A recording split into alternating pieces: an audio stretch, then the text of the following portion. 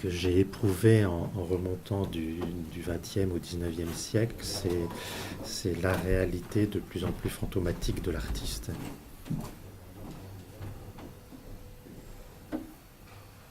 Quand on change de siècle, il n'y a plus cette proximité, cet intermédiaire générationnel. L'artiste finalement devient une sorte oui, de personnage, presque de fiction. On connaît de moins en moins de choses de lui. Il y a des pans entiers de sa vie qui disparaissent dans le noir des archives. Et puis une réalité qui m'a beaucoup surprise en changeant de siècle, c'est la disparition des œuvres.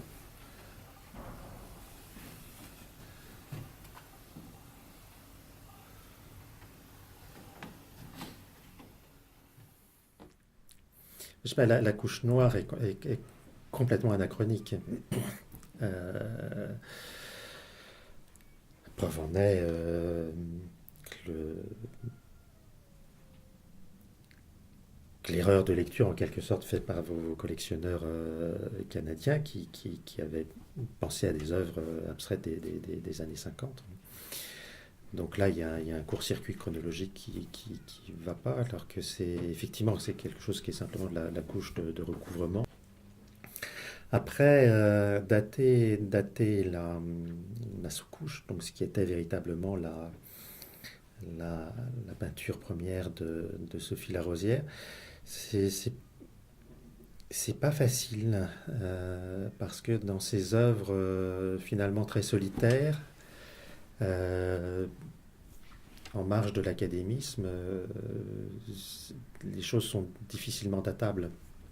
Pour Sophie Larosière, c'est vrai que, bon, c'est peut-être pas si loin que ça de la cible. J'hésitais entre une certaine peinture fin 19e, peut-être un peu matinée de symbolisme, comme ça, et une peinture, effectivement, on peut en avoir début du XXe siècle, peut-être plus effectivement dans les années 20-30, où il y a une certaine liberté qui, qui s'impose par rapport au code, et donc où des individualités comme ça, qu'il est très difficile d'ancrer à quoi que ce soit, des singularités vraiment très fortes peuvent exister.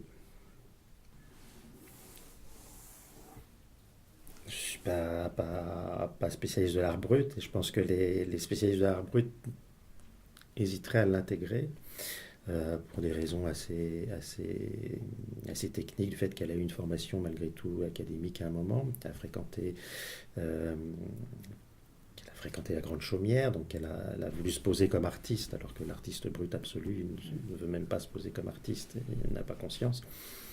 Euh, En même temps, je ne sais pas si on peut parler peut-être de dérapage quand même dans la vie de Sophie Larosière, en tout cas de traumatisme qui l'amène à recouvrir son œuvre. Euh, donc, c'est plutôt dans les ce qu'on appelait selon le titre de l'exposition à l'Arc, dans les années 70, singulier, brut ou naïf. Elle serait plutôt dans les singuliers. Les singuliers, les solitaires.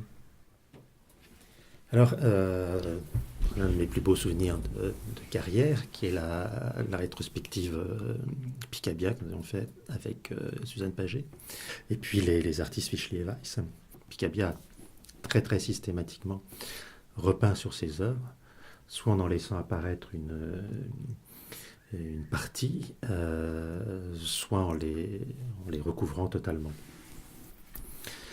Et c'était un phénomène en soi qui m'intéressait, parce qu'il y avait une espèce de dépense complète de l'œuvre, une espèce oui, d'autodestruction par la force des choses. On avait une grande difficulté à accrocher l'avant-dernière salle de la rétrospective Picabia.